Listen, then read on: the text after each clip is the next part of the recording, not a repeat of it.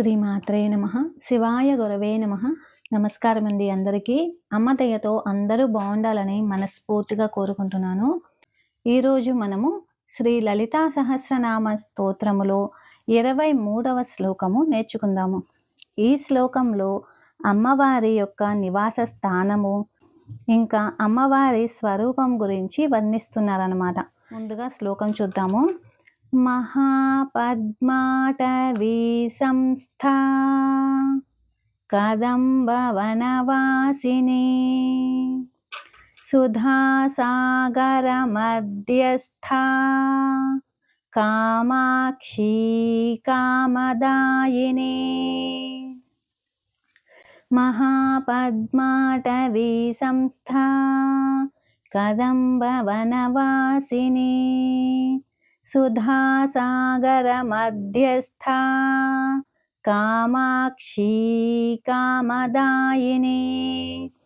ఈ శ్లోకంలో మొత్తము మనకి 5 నామాలు వస్తున్నాయి అన్నమాట. మొత్తము మనకి 5 నామాలు వస్తున్నాయి ఈ శ్లోకంలో. మరి ఒక్కొక్క నామము ఎన్ని అక్షరాలు చూద్దాము. మొదటి పాదంలో మొదటి నామము మనకి 8 అక్షరాలు వస్తుంది. రెండవ నామము 8 అక్షరాలు. అలాగే రెండవ పాదంలో మొదటి నామము 8 అక్షరాలు. రెండవ నామము ఇది వచ్చేసి మనకి 3 అక్షరాలు. ఇక్కడ వచ్చేసి 5 అక్షరాలు అనమాట. ఇవి రెండు కలిపితే మనకి 8 అక్షరాలు. ఇక్కడ 8, ఇక్కడ 8. మొదటి పాదంలో 16 అక్షరాలు ఉన్నాయి. రెండవ పాదంలో కూడా 16 అక్షరాలు ఉన్నాయి. మరి చదివేటప్పుడు మనము 8 అక్షరాల దగ్గర ఆపి చదువుకోవచ్చు. महापद्माटवी संस्था कदम्बवनवासिनी सुधासागरमध्यस्था कामाक्षी कामदायिनी. మనం ఇక్కడ 3 నామాల దగ్గర ఆపుకోవచ్చు. లేదు అంటే కనుక ఈ రెండు కలిపి మనము 8 అక్షరాల నామంగా కూడా చదువుకోవచ్చు. అంటే కామాక్షి కామదాయిని ఇలా 8 అక్షరాలుగా కూడా మనం చదువుకోవచ్చు అన్నమాట. లేదు అనేసి అంటే 3 అక్షరాలు 5 అక్షరాలు నామంగా కూడా చదువుకోవచ్చు. కామాక్షి కామదాయిని ఇలాగా. మహాపద్మాటవీ సంస్థా కదంబవనవాసిని సుధాసాగర మధ్యస్థా కామాక్షి కామదాయిని. మనం ఇప్పుడు ఒకసారి ఈ శ్లోకంలోని మనకి ఒత్తులు మహాప్రాణ అక్షరాలు ఏమున్నాయో ఒక్కసారి గమనిద్దాము. మహాపద్మాటవీ సంస్థ. పద్మ అన్నప్పుడు దా కింద మా ఒత్తు వచ్చింది. అలాగే మహాపద్మాటవీ సంస్థ. సంస్థ అన్నప్పుడు ఇక్కడ మనకి సా కింద ఠ అనేది మహాప్రాణ అక్షరం అన్నమాట. ఇక్కడ మనకి మహాప్రాణ అక్షరం వచ్చింది. కానీ మహాప్రాణ అక్షరం ఏంటి? ఒత్తుగా వచ్చింది. అవునా? అందుకనేసి మహాపద్మాటవీ సంస్థ స్థా అనేసి అని చక్కగా పలకాలి. సా పక్కన 0 ఉంది కదా, ఇది కూడా స్పష్టంగా పలకాలి.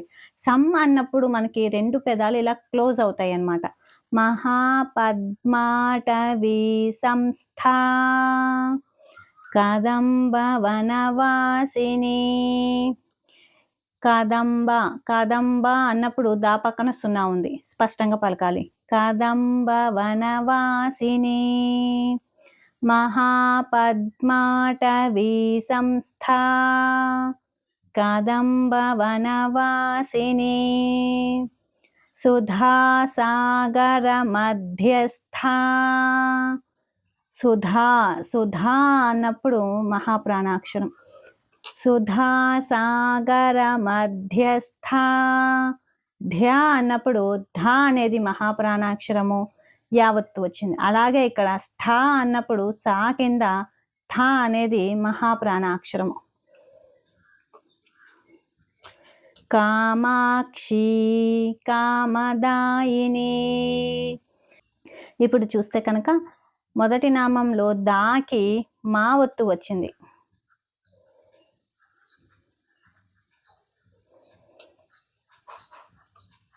పద్మ, మహాపద్మాటవీ సంస్థ. సాకి థా ఒత్తు వచ్చింది.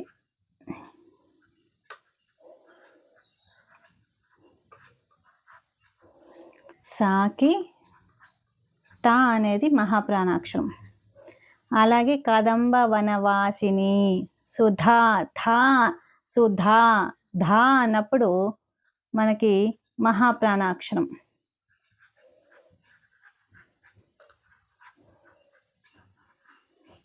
అలాగే మధ్యస్థ, ధ్యా, ధ్యా అన్నప్పుడు మనకి ధా అనేది మహాప్రాణాక్షరము. ధాకి యావత్తు అనేది వచ్చింది మనకి.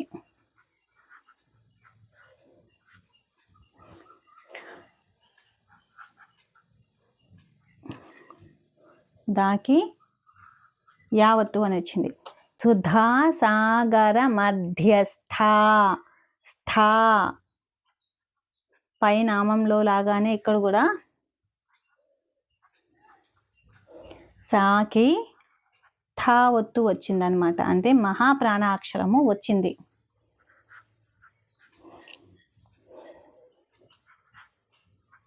మీకు అర్థమవుతుంది కదండి. మహాప్రాణాక్షరం వచ్చిన దానికి మొత్తము కూడా నేను గ్రీన్ కలర్ అనేది వాడాను. అలాగే ఒత్తులు వచ్చిన వాటికి అంతా కూడా దేనికనేసని రెడ్ కలర్ వాడాను అనమాట. మహాపద్మాటవీ సంస్థ కదంబ వనవాసిని, మహాపద్మాటవీ సంస్థ కదంబ వనవాసిని, సుధాసాగర మధ్యస్థ, సుధాసాగర మధ్యస్థ కామాక్షి కామదాయిని. ఇక్కడ మనకి మహాప్రాణ అక్షరం వచ్చినప్పుడు కొంచెం ఒత్తి పలకాలన్నమాట. సుధా, సుధాసాగర మధ్యస్థ, సుధాసాగర మధ్యస్థ కామాక్షి కామాక్షి కామదాయిని, మహాపద్మాటవీ సంస్థ కదంబ వనవాసిని, సుధాసాగర మధ్యస్థ కామాక్షి కామదాయిని. మరి మనకి నామావళిలో వచ్చేసరికి మొత్తము 5 నామాలు కదా. అప్పుడు నామావళిలో మనము ఓం కానీ శ్రీ కానీ చేర్చి శ్రీ మహాపద్మాటవీ సంస్థాయై నమః, శ్రీ కదంబ వనవాసిన్యై నమః, శ్రీ సుధాసాగర మధ్యస్థాయై నమః, శ్రీ కామాక్ష్యై నమః, శ్రీ కామదాయిన్యై నమః. మరోసారి చూద్దాము. శ్రీ మహాపద్మాటవీ సంస్థాయై నమః, శ్రీ కదంబ వనవాసిన్యై నమః, శ్రీ సుధాసాగర మధ్యస్థాయై నమః, శ్రీ కామాక్ష్యై నమః, శ్రీ కామదాయిన్యై నమః. మొత్తము మనకి 5 నామాలు వస్తున్నాయి ఈ శ్లోకంలో.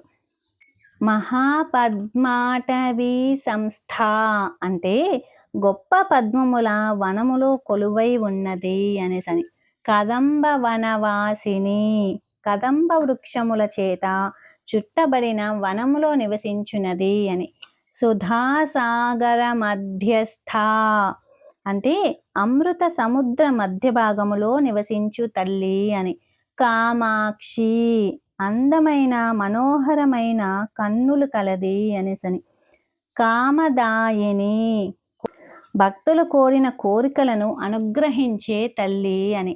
మహాపద్మాటవీ సంస్థ కదంబ వనవాసిని, సుధాసాగర మధ్యస్థ కామాక్షి కామదాయిని. ఇదండి ఈరోజు శ్లోకము. మనం 23వ శ్లోకము నేర్చుకున్నాము. రేపు మళ్ళీ మనము 24వ శ్లోకము నేర్చుకుందాము. ఇంకో విషయం ఏమిటంటే అండి, నేను నేను వాట్సాప్ ఛానల్లో ఈ విధంగా మొదటి శ్లోకం నుంచి అనేది నేను అప్లోడ్ చేస్తున్నాను. ఎవరైనా కొత్తగా చూసేవాళ్ళు మన వాట్సాప్ ఛానల్లో జాయిన్ అవ్వకపోతే కనుక నేను డిస్క్రిప్షన్‌లోను, కామెంట్ బాక్స్‌లోను కూడా లింక్ అనేది ఇస్తానండి. తప్పకుండా జాయిన్ అవ్వండి. మొదటి శ్లోకం నుంచి ఇప్పుడు ఎలాగైతే నేర్చుకుంటున్నామో మొదటి శ్లోకం నుంచి నేను అందులో అనేది అప్లోడ్ చేస్తానండి. కొత్తగా చూసేవాళ్ళు మన ఛానల్‌ని సబ్స్క్రైబ్ చేసుకోండి. మన వాట్సాప్ ఛానల్లో కూడా జాయిన్ అవ్వండి. ఈ వివరణ మీకు నచ్చితే లైక్ చేయండి. ఇంకో నలుగురికి షేర్ చేయండి. శ్రీమాత్రే నమః. శివాయ గురవే నమః. సర్వం శ్రీ లలితార్పణమస్తు.